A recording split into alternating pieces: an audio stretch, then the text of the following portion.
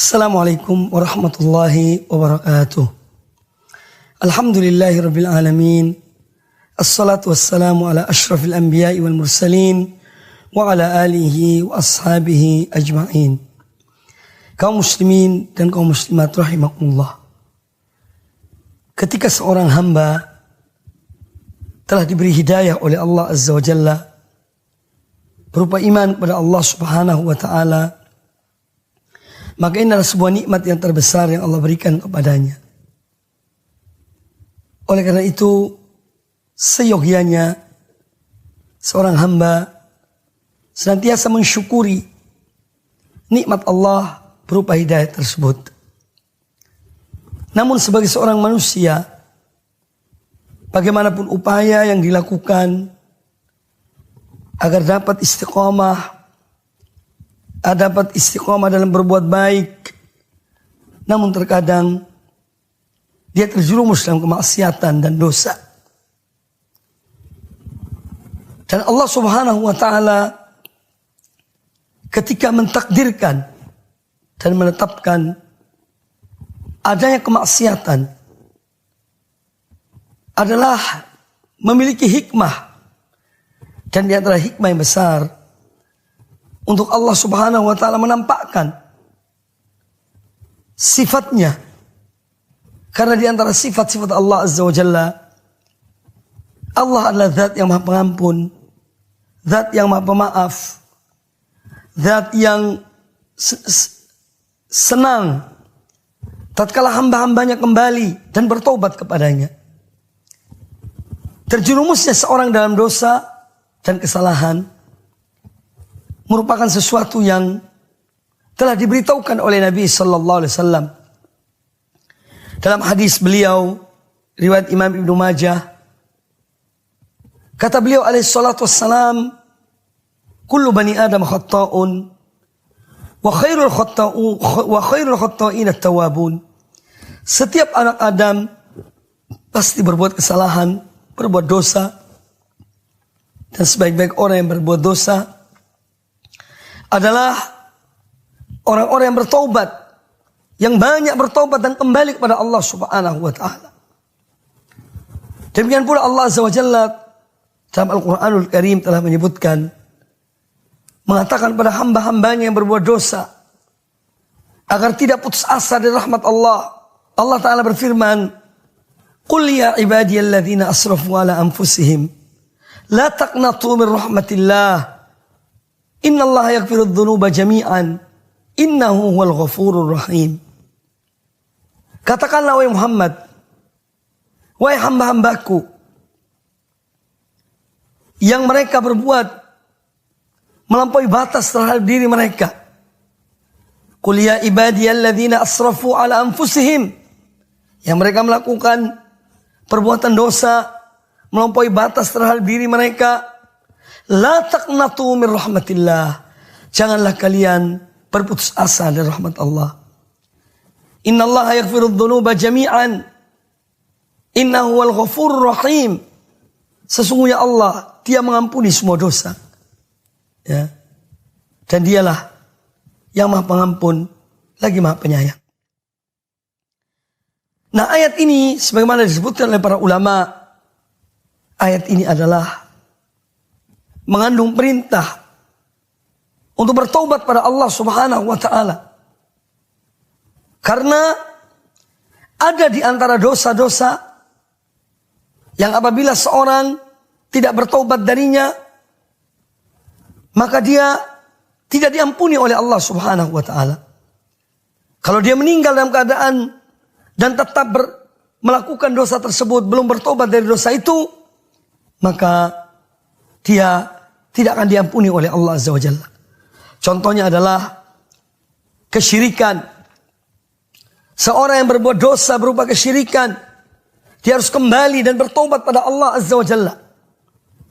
Nah, yang terpenting dari apa yang kita simak tadi, ketika kita mengetahui bahwasanya manusia terjerumus dalam dosa, dan sebaik-baik orang yang berbuat dosa adalah yang kembali kepada Allah Subhanahu wa taala, yang banyak bertobat pada Allah Subhanahu wa taala, maka kewajiban seorang hamba yang mana dia tidak luput dari dosa dan kemaksiatan adalah dengan dia kembali kepada Allah Subhanahu wa taala. Dia melakukan kebaikan. Dia mengadakan perbuatan yang baik sesudah dia berbuat keburukan. Sebagaimana disabdakan oleh Nabi sallallahu alaihi wasallam, "Wa atbi'is sayyi'atal hasanata tamhuha." Dan ikutilah suatu perbuatan buruk dan engkau melakukan perbuatan yang baik. Para ulama menyebutkan melakukan perbuatan yang baik setelah melakukan perbuatan yang buruk, yang pertama adalah dengan bertaubat pada Allah Azza wa Jalla. Seorang mengakui akan dosanya dan kesalahannya. Yang kedua adalah dengan memperbanyak amal-amal kebaikan setelah seorang melakukan perbuatan dosa dan kesalahan. Dan ada sebuah hadis Nabi sallallahu alaihi wasallam yang mana hadis ini tentu mendorong seseorang untuk senantiasa bertobat dan kembali kepada Allah Subhanahu wa taala serta melakukan amal-amal kebaikan setelah dia melakukan suatu perbuatan dosa, suatu kemaksiatan atau suatu kesalahan. Diriwayatkan Imam At-Tabrani dalam kitabnya Al-Mu'jamul Awsat dari sahabat Abu Dzar Al-Ghifari radhiyallahu anhu, beliau mengatakan bahwa Rasulullah sallallahu alaihi wasallam bersabda, "Man ahsana fima baqiya ghufira lahu ma madha." Man ahsana fima baqiya. Barang siapa yang dia berbuat baik pada sisa-sisa umurnya, pada sisa-sisa kehidupannya, niscaya dia akan diampuni apa yang telah dia lakukan, apa yang telah dia kerjakan dari perbuatan-perbuatan dosa.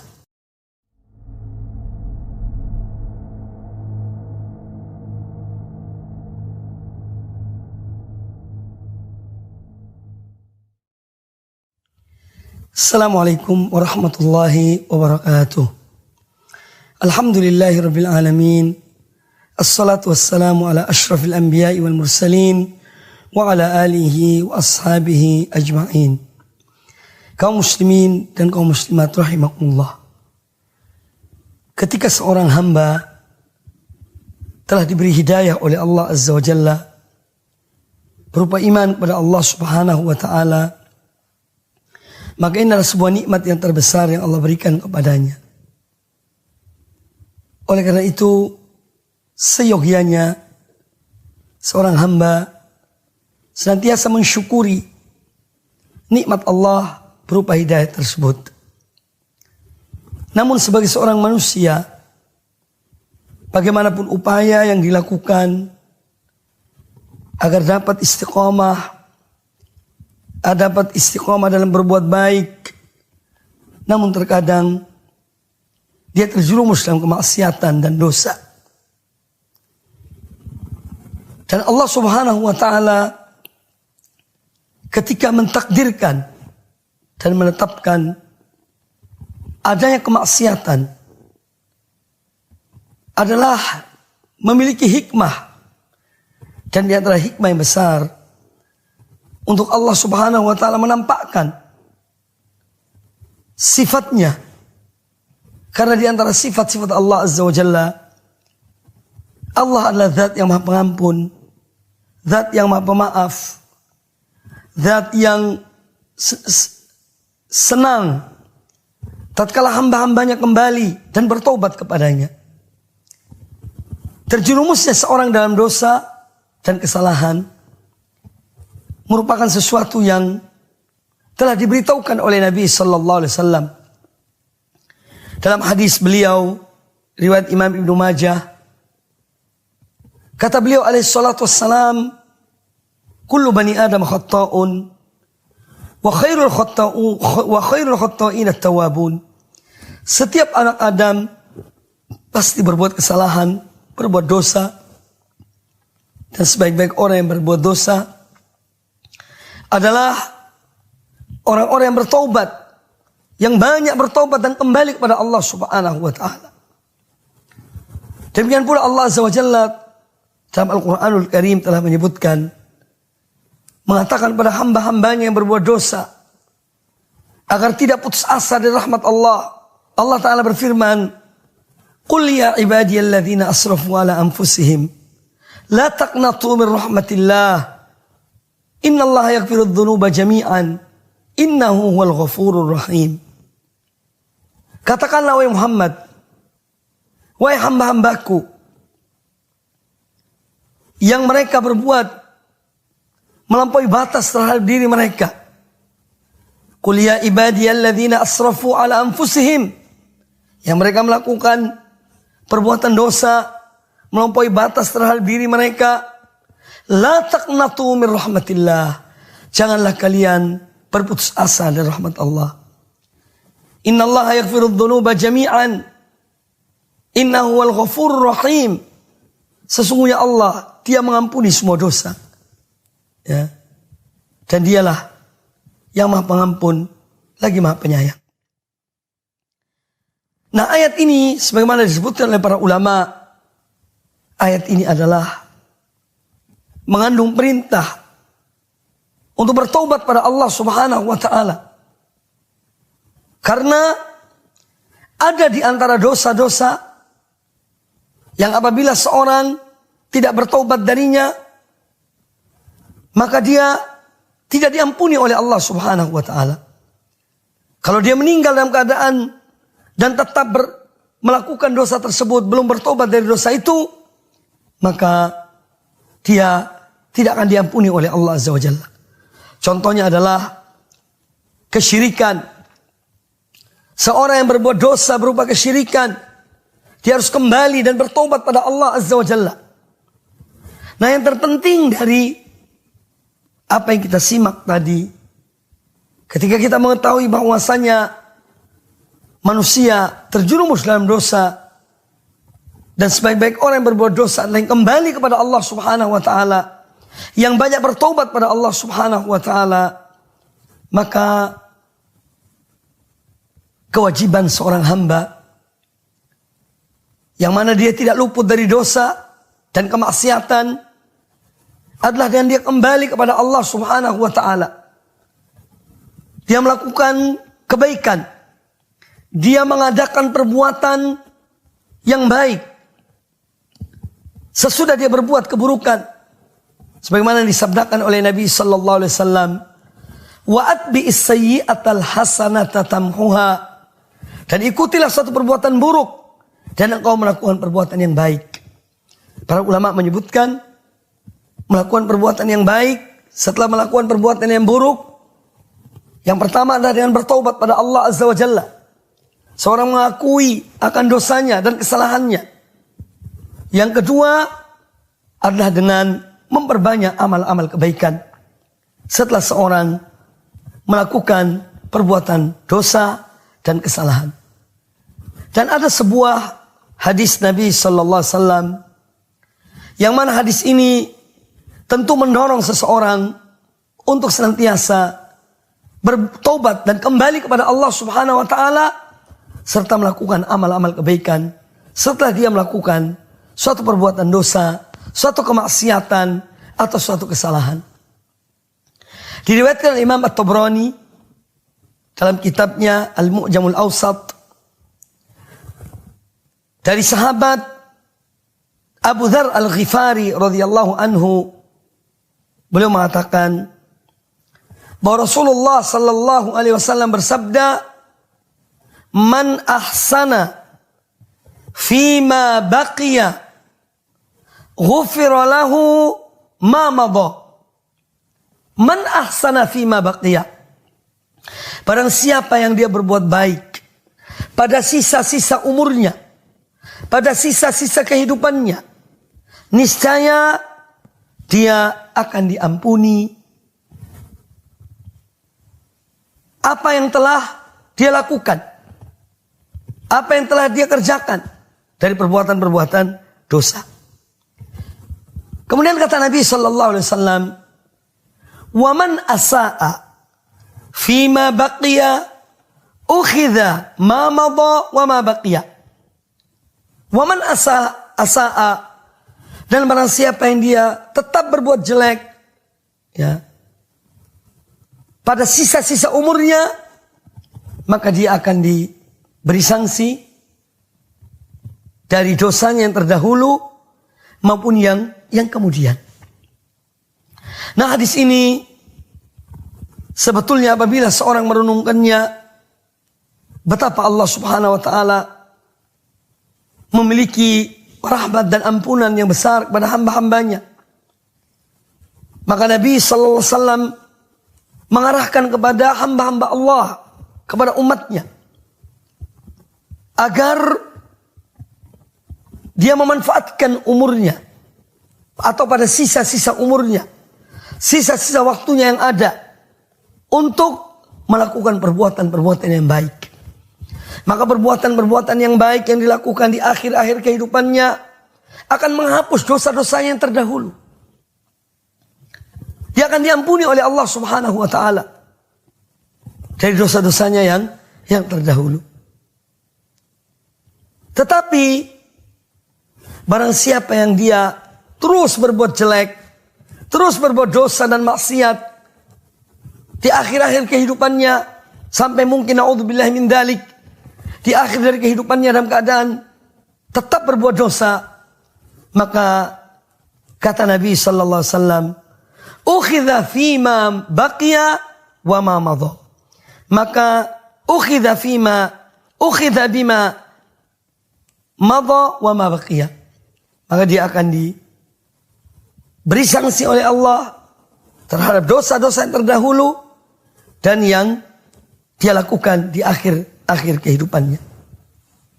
Makanya seorang hamba ketika dia selalu minta kepada Allah Azza wa Jalla agar Allah memberikannya, menganugerahkan kepadanya husnul khatimah, mati dalam keadaan baik, salah satunya adalah mati dalam keadaan dia telah bertobat pada Allah Ta'ala. Mati dalam keadaan dia melakukan amal kebaikan, amal soleh. Dan ini salah satu tanda, salah satu ciri seorang mati dalam kebaikan. Dan Allah Azza wa Jalla apabila menghendaki seorang hamba kebaikan di akhir hidupnya, yaitu dengan dia mati dalam keadaan baik, dalam keadaan husnul khatimah, maka Allah menggunakan hamba ini. Sebagaimana disabdakan oleh Nabi sallallahu alaihi wasallam dalam hadis yang sahih, "Idza aradallahu bi'abdin khairan." Apabila Allah menghendaki suatu kebaikan bagi seorang hamba, ista'malahu. Maka Allah akan menggunakan atau memakai hamba ini. Maka sebagian sahabat bertanya, "Qila." Sebagian sahabat bertanya kepada Nabi sallallahu alaihi wasallam, "Ya Rasulullah, wa kaifa yasta'miluhu?" Wahai Rasulullah, bagaimanakah Allah memanfaatkan, Allah memakai orang ini? Seorang hamba tersebut yang Allah menghendaki kebaikan baginya. Kata Nabi sallallahu alaihi wasallam, "Yahdihi li amalin salihin qabla mautihi." Yahdihi li amalin salihin qabla mautihi. Maka Allah memberikan petunjuk, memberikan hidayah, memberikan taufik kepadanya, yakni untuk melakukan amal-amal kebaikan sebelum dia meninggal. Ini cara bagaimana Allah Subhanahu wa taala memakai seorang hamba di akhir kehidupannya yang mana Allah menghendaki kebaikan baginya. Maka itu kaum muslimin dan kaum muslimat rahimani wa rahimakumullah, tidak ada gading yang tidak retak, tidak ada manusia yang luput dari dosa dan maksiat, kecuali orang-orang yang memang dipelihara dan dijaga oleh Allah Azza wa Jalla. Tetapi yang terbaik adalah bagaimana seorang menyadari dan menyesali perbuatan dosa yang pernah dia lakukan. Kemudian penyesalan itu menggiring dia, membawa dia kepada taubat, kepada amal kebaikan, sampai akhir dari kehidupannya. Seorang yang pernah melakukan kesyirikan, tinggalkanlah kesyirikan itu. Hijrahlah dari kesyirikan kepada tauhid. Seorang yang mungkin melakukan perbuatan-perbuatan yang tidak dicontohkan oleh Nabi sallallahu alaihi wasallam, maka tinggalkanlah perbuatan itu. Hijrahlah dari perbuatan tersebut kepada sunnah Nabi sallallahu alaihi wasallam. Seorang yang pernah terjerumus dalam perbuatan-perbuatan dosa dan maksiat, hendaklah dia berhijrah dari perbuatan dosa tersebut kepada perbuatan ketaatan, sebagaimana yang disabdakan oleh Nabi sallallahu alaihi wasallam dalam hadis sahih riwayat Imam Muslim, wal muhajiru man hajara ma nahallahu an. Dan seorang yang berhijrah adalah orang yang meninggalkan apa yang dilarang, apa yang dilarang oleh Allah Subhanahu wa taala. Dia meninggalkan apa yang dilarang oleh Allah dan dia tentu kembali kepada Allah dan melakukan ketaatan-ketaatan pada Allah taala. Semoga Allah Azza wa Jalla senantiasa memberikan pada kita taufik, memberikan kekuatan untuk kita selalu kembali kepada Allah, menyesali perbuatan dosa yang kita lakukan, menyesali waktu dan umur kita yang berjalan, yang berlalu, ya. Dan di saat-saat itu mungkin kita melakukan dosa atau menyia-nyiakan kesempatan yang ada. Semoga semua itu diampuni oleh Allah Subhanahu wa taala dan kita mengisi kehidupan kita adalah dengan beribadah kepada Allah Subhanahu wa taala sampai akhir dari kehidupan kita. Semoga apa yang disampaikan bermanfaat bagi kita semuanya. Aqulu qouli hadza wallahu taala a'lam. Wassalamualaikum warahmatullahi wabarakatuh.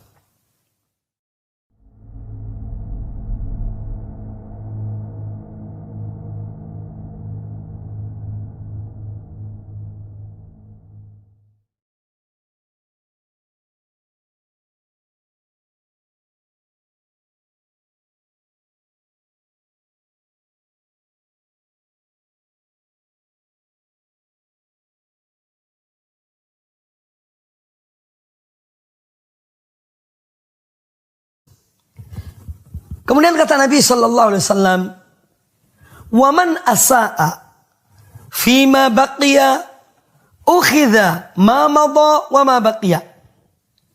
Wa man asaa dan barang siapa yang dia tetap berbuat jelek, ya, pada sisa-sisa umurnya, maka dia akan diberi sanksi dari dosanya yang terdahulu maupun yang kemudian.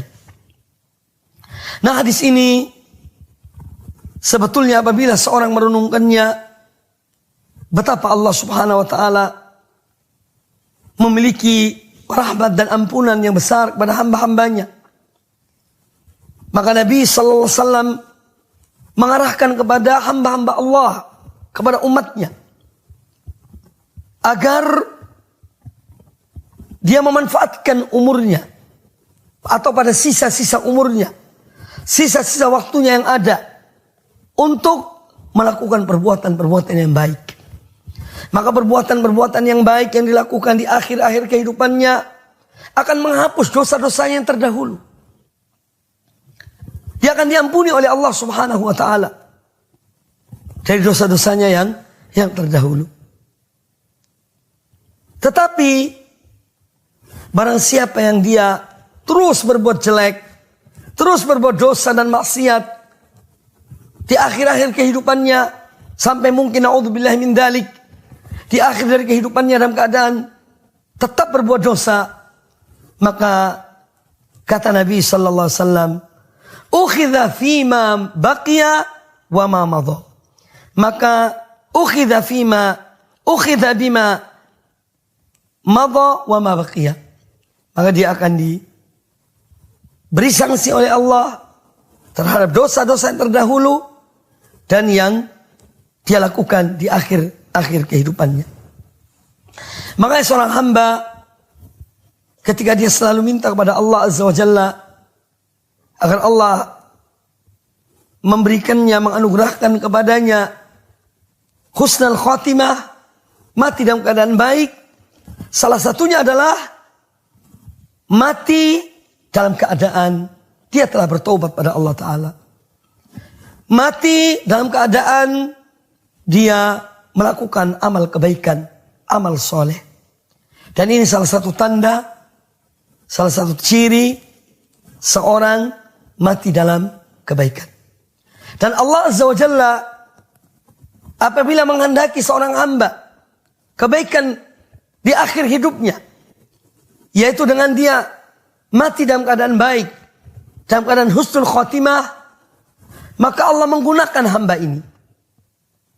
Sebagaimana disabdakan oleh Nabi sallallahu alaihi wasallam dalam hadis yang sahih, "Idza aradallahu bi'abdin khairan," apabila Allah menghendaki suatu kebaikan bagi seorang hamba, ista'malahu, maka Allah akan menggunakan atau memakai hamba ini. Maka sebagian sahabat bertanya,